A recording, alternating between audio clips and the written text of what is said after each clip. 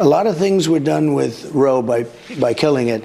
Number one, we brought it back to the states. Of course, your justices to the Supreme Court have made that possible. They did. Yeah. And you know, they did something that from a lot of standpoints is extremely good. I would say, though, that it's not as if Democrats need to make up the evidence for this one. Donald Trump said, I killed Roe v. Wade. That is his legacy. And for the religious right, for instance, who it is a pure and simple morality issue, that makes him a hero. Mm-hmm. For Nikki Haley's supporters, that makes him difficult to stomach in a lot of ways, because we are seeing these 6-week abortion bans like what's going to show up in Florida. And most people who have spoken to a woman know that you don't even get a heartbeat scan before 6 weeks. There's also a tremendous misconception about who is getting abortions. And Jesse demonstrates that quite beautifully, the misconception, because he said we're not talking to young single women. Damn! Fine, sure. Republicans' stance on abortion is drastically unpopular, but it's not like their frontrunner is getting on stage at every chance possible and bragging about being the sole person responsible for said drastically unpopular stance, right? I got rid of Roe v. Wade. Supreme Court justices and the Supreme Court ruled to end the moral and constitutional atrocity known as Roe v. Wade. Very important. We did the Roe v. Wade thing, which they've been trying to get it done. If it weren't for me with Roe v. Wade, you wouldn't even be talking about this. Getting rid of Roe v. Wade was an incredible thing. I'm the one that got rid of Roe v. Wade. And what I did by killing Roe v. Wade, which everyone said was impossible. For 54 years, they were trying to get Roe v. Wade terminated, and I did it. And I'm proud to have done it. Nothing but the best campaign strategy there from the folks still claiming to have won the last election they lost and every single one since. Donald Trump gave us a preview of the final push. He was speaking last night, talked about getting rid of Roe, how everyone's happy about that. We know from all of the turnout in the special elections that that is not true. Forcing school prayer, something hugely unpopular.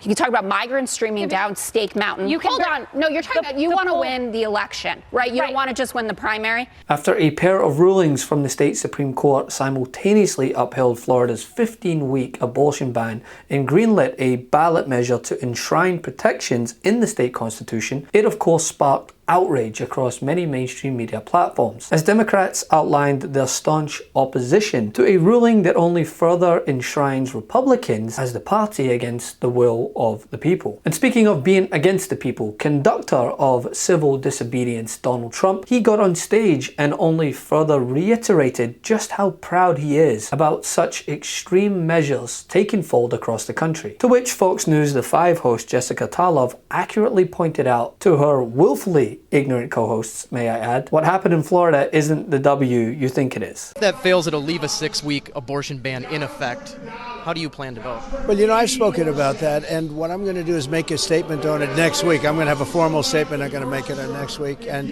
that's an issue that we should win. The Roe v. Wade issue is an issue that we should win. And that's good. Fully agree with Jesse on the he has no idea, and also what Dana and the judge were saying about this. I would say, though, that it's not as if Democrats need to make up the evidence for this one. Donald Trump said, I killed Roe v. Wade. That is his legacy. And for the religious right, for instance, who it is a pure and simple morality issue, that makes him a hero. Mm-hmm. For Nikki Haley's supporters, that makes him difficult to stomach in a lot of ways, because we are seeing these 6-week abortion bans like what's going to show up in Florida. And most people who have spoken to a woman know that you don't even get a heartbeat scan before 6 weeks.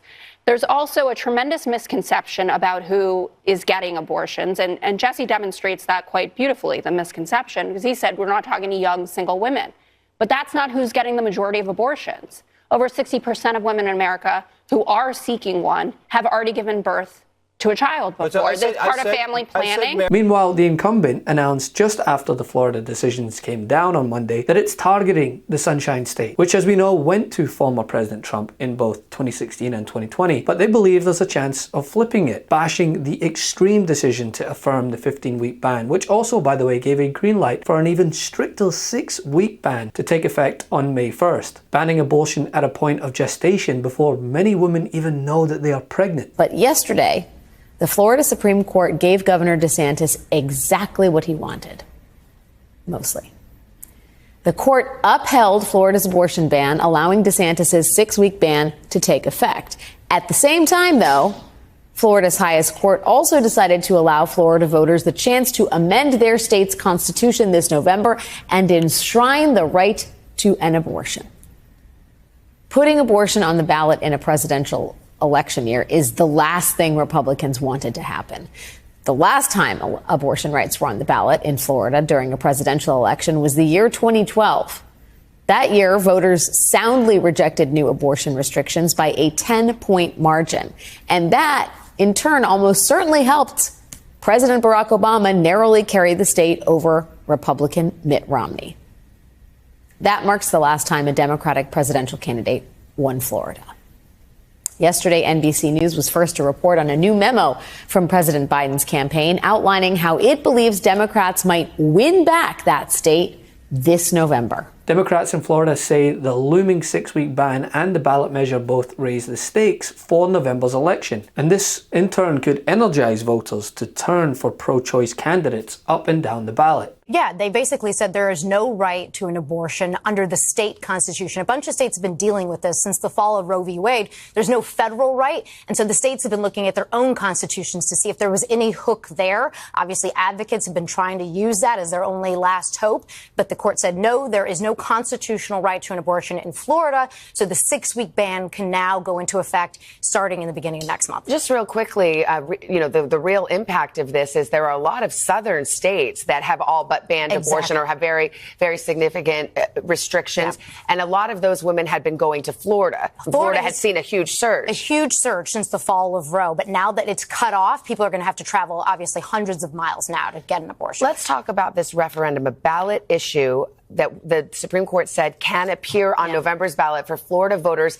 And this is going in the opposite direction. This would enshrine abortion rights. Yeah, it's funny to have the decisions on the same day, but they were two different issues. They just happened to come up on the same day. But the issue there is the state had been saying the language on this ballot is too confusing, not clear enough. And the court said, no, it's very clear what it means. You're now able to get, if the voters approve it, you're able to get an abortion up to the point of viability, which would be around 24 weeks. So the difference between 6-week ban and 24 weeks, obviously huge, but the voters will need to have a super majority, not just over 50%, but 60% in order to actually pass it. And it will be on the ballot in November. The court said the voters will have their say. Yep. After this decision, Florida now joins Georgia and South Carolina with a 6-week ban. This leaves just 3 states in the U.S. Census region, Delaware, Maryland, and Virginia, where abortion remains legal past the first trimester, and North Carolina with a 12-week limit, to which, judging by even Fox News' polls, doesn't bode well for Republicans, despite what MAGA Mike and the rest of the MAGA contingent may say. And those stories have reshaped traditional battle lines. In California and Vermont, it's one thing, but in red states like Kansas and Montana and Kentucky and Ohio, in bellwether states like Michigan and Virginia and Wisconsin, literally everywhere abortion rights have been on the ballot or been a central issue in the election, the side favoring access to abortion has won. Because the war on women's bodies is a very real menace here. Republicans have already banned abortion in 21 states. And that is something that Joe Biden and the Democrats are going to speak about unceasingly until Election Day. It is an issue that has the potential to change political reality. The Biden campaign is already running this ad as part of a $30 million ad buy across 7 swing states. Because for 54 years, they were trying to get Roe v. Wade terminated, and I did it. And I'm proud to have done it. In 2016, Donald Trump ran to overturn Roe v. Wade. Now, in 2024, he's running to pass a national ban on a woman's right to choose. I'm running to make Roe v. Wade the law of the land again, so women have a federal guarantee to the right to choose. Donald Trump doesn't trust women. I do. I'm Joe Biden, and I approve this message. Today, Donald Trump told NBC News that his campaign plans to make a statement about abortion next week. We will see what that statement says, if it even happens, if it is even a statement. For sure, go ahead, continue to row this boat and see where it leads in November. See what I did there? And what they're trying to do right now in Florida is say there's an abortion ban so early that many women would not even know they're pregnant yet when this abortion ban goes into place. Donald Trump has to live with that reality because he created it, he has fostered it, and he is running for president on it. Abortion will be on the ballot in 2024, and the American people don't want what Donald Trump is trying to sell. It's Ken Harbaugh with the MeidasTouch Network. The film Against All Enemies, which I co-produced with Ben Meiselas and this network, has won awards around the world for its up-close portrayal of America's insurrectionist movement. It premieres in the U.S. on March 29th on Amazon and Apple TV. Go to againstalllenemiesfilm.com or click the link below. But don't just watch Against All Enemies. Tell your friends about it. It's one more way to hold accountable those who threaten our democracy. Thanks, Meidas Mighty. Let's use our power well.